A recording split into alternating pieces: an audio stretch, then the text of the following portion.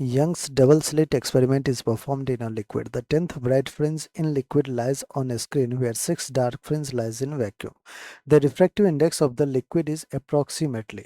So बच्चों हमें refractive index liquid का फाइंड करना है. दो फ्रिंज की बात की गई है. एक तो 10th ब्राइट फ्रिंज, एक क्या है हमारे पास 10th ब्राइट फ्रिंज है एंड 6th डार्क फ्रिंज. ठीक है, 6th डार्क फ्रिंज है.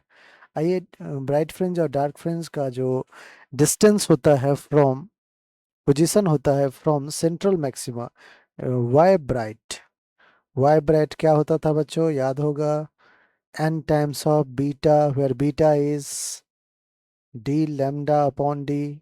कैपिटल डी क्या है, separation between slit and screen. Small d क्या है, सेपरेशन बिटवीन स्लिट. लैम्डा क्या है, लाइट का वेवलेंथ.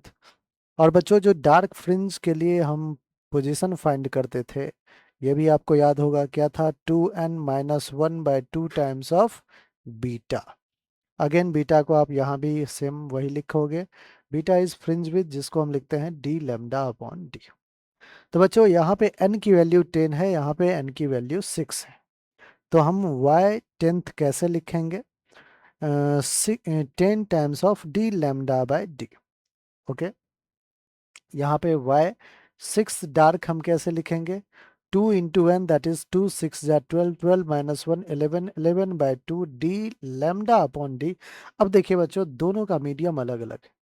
डार्क फ्रिंज किस में है, वैक्यूम में, जबकि ब्राइट फ्रिंज किस में है, लिक्विड में. और दोनों सेम पोजीशन पे आ रहा है. इसका मतलब y 10th is equal to y 6 करना है. लेकिन बच्चों ये जो लैम्डा है ये लिक्विड में है, तो हमें लिक्विड लिख देता हूं मैं. और ये जो वेवलेंथ है ये वैक्यूम में है, क्योंकि ये सारा का सारा एक्सपेरिमेंट जो है डार्क वाला वैक्यूम में हुआ है, और जो 10th ब्राइट फ्रिंज है वो किसी लिक्विड में है. ऑलराइट, अब कह रहा है कि y 10th is equals to y 6th.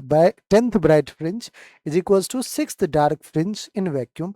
So 10th bright prism क्या है बच्चों, 10 d lambda in liquid divided by small d, which is equals to 11 upon 2 d upon d lambda in vacuum.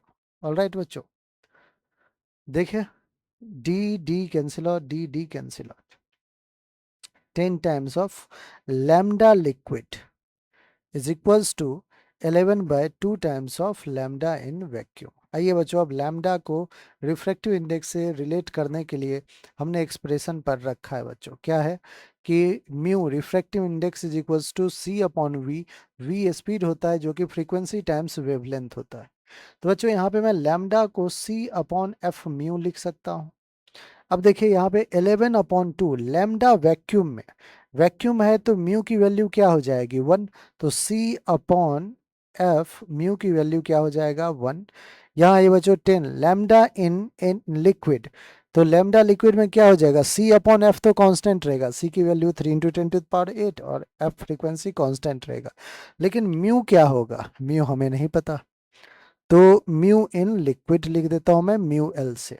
क्या cancel out होता हुआ दिख रहा है बच्चों, C by F, C by F.